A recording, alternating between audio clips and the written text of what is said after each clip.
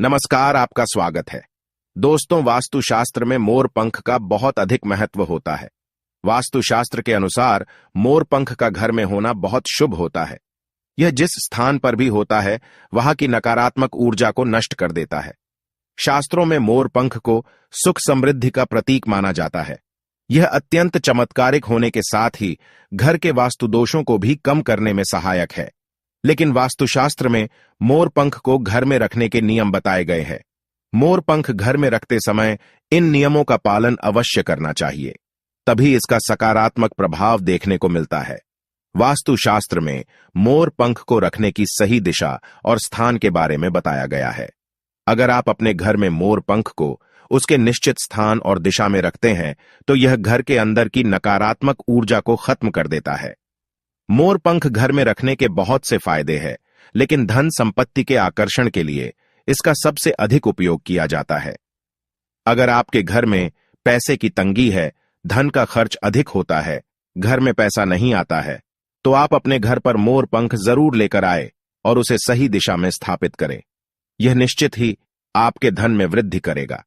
वास्तुशास्त्र में घर में कितने मोर पंख रखने चाहिए, इसका रहस्य भी बताया है। आइए जान लेते हैं मोर पंख से जुड़े महत्वपूर्ण वास्तु नियम। दोस्तों, सबसे पहले हम जानते हैं मोर पंख के धार्मिक महत्व के बारे में। हमारे प्राचीन शास्त्रों में मोर पंख को इतना महत्व क्यों दिया जाता है? दोस्तों, हमारे प्राचीन पुराणों में मोर पंख को एक चमत्कारिक यंत्र माना गया है। इसका प्रयोग कई प्रकार की तांत्रिक क्रियाओं में भी किया जाता आ रहा है। तंत्र साधनाओं में इसका प्रयोग करके सम्मोहन, शत्रुनाश तथा बुरी शक्तियों को नष्ट किया जाता था। इसके अलावा ज्योतिष विद्या में भी मोर पंख का प्रयोग किया जाता है। ज्योतिष शास्त्र में मोर पंख से जुड़े उपाय भी बताए गए हैं।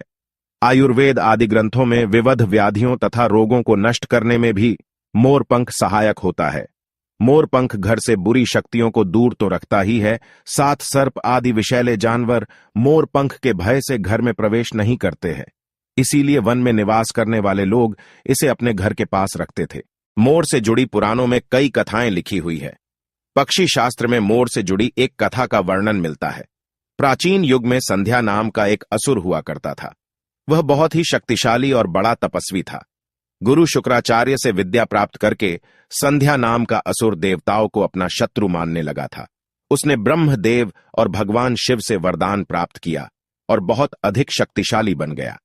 उसके बाद उसने स्वर्ग पर आक्रमण किया और कई देवताओं को बंदी बना लिया। लेकिन उस असुर को पराजित करने के लिए देवताओं ने एक योजना बनाई और उसके लिए उन्होंने मोर की सहायता ली। सभी देवता और 9 ग्रह मोर के पंखों में विराजित हो गए, जिससे मोर बहुत ही अधिक शक्तिशाली बन गया और विशालकाय रूप धारण करके उस मोर ने संध्या असुर पर आक्रमण कर दिया। इस युद्ध में संध्या असुर का वध हो गया और देवताओं को उनका आधिपत्य फिर से प्राप्त हुआ। सभी देवताओं ने मोर की प्रशंसा की और उसे भी पूजनीय होने का वरदान दे दिया। तभी से मोर को बहुत ही पवित्र माना जाता है। जिस स्थान पर भी मोर पंख होता है, वहां पर 9 ग्रहों का अशुभ प्रभाव नहीं पड़ता है। दोस्तों, केवल ऋषि मुनि और देवता ही नहीं, बल्कि भगवान श्री कृष्ण भी मोर की प्रशंसा करते हैं। भगवान श्री कृष्ण ने मोर की श्रेष्ठता का वर्णन किया है और उन्होंने मोर के पंख को अपने मुकुट में धारण करके मोर के श्रेष्ठ होने का प्रमाण भी दिया है। मोर पंख के बिना भगवान श्री कृष्ण कहीं पर भी नहीं जाते हैं। श्री कृष्ण कहते हैं, मोर शांति और प्रेम का प्रतीक है। मोर सुख समृद्धि का भी प्रतीक है। मोर का पंख मनुष्य की हर प्रकार की नकारात्मक शक्ति से रक्षा करता है। दोस्तों, मोर को विविध देवी देवताओं के प्रतीक के रूप में पुराणों में दिखाया गया है। मां लक्ष्मी, देवी सरस्वती, भगवान श्री गणेश, भगवान कार्तिकेय जी, ऐसे अनेक देवी देवताओं का संबंध मोर से जोड़कर दिखाया जाता है। मां लक्ष्मी धन संपत्ति ऐश्वर्य प्रदान करने वाली देवी है। मां लक्ष्मी को मोर पंख अत्यंत प्रिय है। मां लक्ष्मी के पास मोर पंख रखने से माता प्रसन्न होती है। माता सरस्वती का वाहन मोर है, इसीलिए विद्यार्थियों को अपने पास मोर पंख अवश्य रखना चाहिए। यदि आप घर में बांसुरी में मोर पंख डालकर अपने घर में रखते हैं, तो इससे परिवार में सुख शांति का वातावरण निर्माण होता है। दोस्तों, हमारा घर एक मंदिर की तरह होता है। अगर इसमें रहने वाले सदस्य रोज आपस में झगड़ा करने लगे, तो यह मंदिर कम, युद्ध का मैदान अधिक लगने लगता है। घर में क्लेश और झगड़े होने के कई कारण हो सकते हैं, लेकिन सबसे बड़ा कारण होता है घर में नकारात्मक ऊर्जा का प्रवेश करना। लेकिन हमारे घर में ये नकारात्मक ऊर्जा आखिर कहां से प्रवेश करती है और इस नकारात्मक ऊर्जा को दूर करने के लिए कौन से उपाय करने चाहिए? वास्तुशास्त्र के अनुसार प्रत्येक घर में नकारात्मक ऊर्जा फैलाने वाली चीजें मौजूद होती है। इन वस्तुओं के बिना हमारा घर चल नहीं पाता है। इन वस्तुओं को तो हम घर से बाहर नहीं निकाल सकते हैं, लेकिन उस नकारात्मक ऊर्जा को अवश्य बाहर निकाल सकते हैं। इसके लिए हमें मोर पंख का प्रयोग करना चाहिए। आप 3 मोर पंख ले और उसे अपने घर के मुख्य द्वार के पास हवा में जोर जोर से हिलाए। इससे आपके घर के अंदर की नकारात्मक ऊर्जा आपके घर से बाहर चली जाएगी। अगर आप रोज सुबह ऐसा करते हैं तो आपके घर के अंदर की संपूर्ण नकारात्मक ऊर्जा धीरे धीरे समाप्त हो जाएगी और आपके घर में सकारात्मक वातावरण का निर्माण होगा। इसी बात को ध्यान रखते हुए आज हम आपको बताएंगे कि घर में वो कौन सी 3 जगह है जहां पर आपको मोर पंख जरूर रखना चाहिए, और इन जगहों पर अगर आप मोर पंख रख देते हैं तो आपके घर में भी सबसे अधिक सकारात्मक ऊर्जा बनी रहेंगी। सबसे पहली बात, घर से नकारात्मक ऊर्जा को दूर करने के लिए अगर घर में नकारात्मक ऊर्जा है और परिवार के सदस्यों की तरक्की में अड़चनें निर्माण हो रही है, तो आप अपने मुख्य द्वार के ऊपर गणेश जी की प्रतिमा रखें और प्रतिमा की दोनों ओर मोर पंख अवश्य रखें। इससे आपके घर में किसी भी प्रकार की नकारात्मक ऊर्जा प्रवेश नहीं कर पाएगी।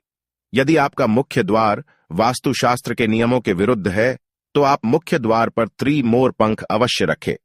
इससे वास्तु दोष समाप्त हो जाएंगे। दूसरी बात, ग्रहों के दुष्प्रभाव से बचने के लिए अगर घर के सदस्यों पर ग्रहों का दुष्प्रभाव है अथवा ग्रहों की स्थिति खराब चल रही है तो मोर पंख ले और उस पर गंगा जल अथवा शुद्ध जल का छिड़काव करे। फिर इसे ऐसे स्थान पर रख दे जहां पर यह किसी को दिखाई न दे।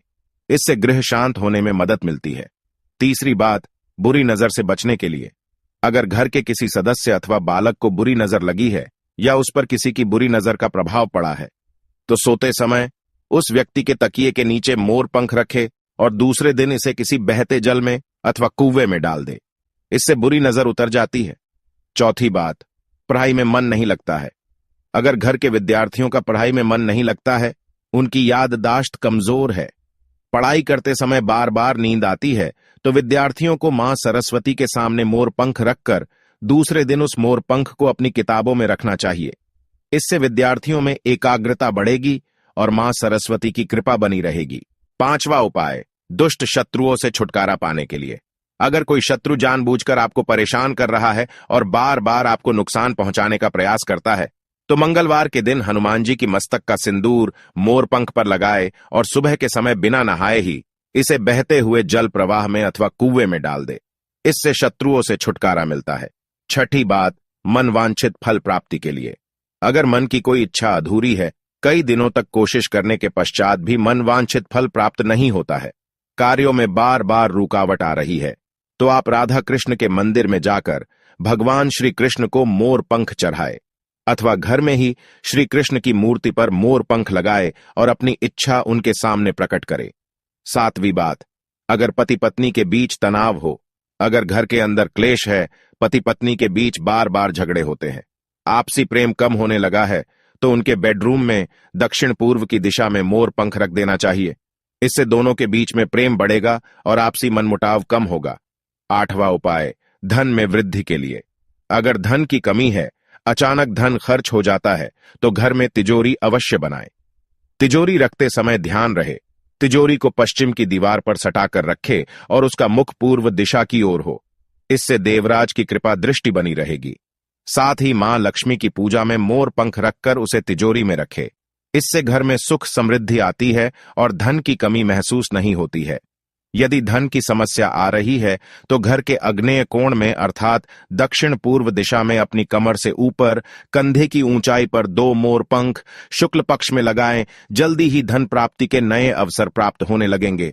9वां उपाय, आप किसी भी शुभ दिन मोर का एक पंख लेकर घर के किसी ऐसे स्थान पर रखें जहां पर आने जाने वाले लोगों की नजर सबसे ज्यादा पड़ती है।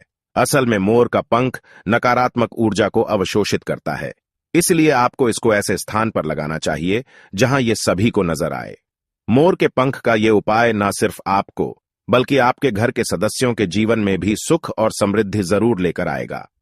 तो दोस्तों, उम्मीद है आपको यह जानकारी अच्छी लगी होगी। वीडियो को लाइक जरूर करें और कमेंट में सच्चे दिल से जय श्री कृष्ण और जय मां लक्ष्मी अवश्य लिखे। साथ ही आप इस चैनल को सब्सक्राइब कर लीजिए ताकि आपको ऐसी ही आध्यात्मिक जानकारी प्राप्त हो। आप सभी का धन्यवाद।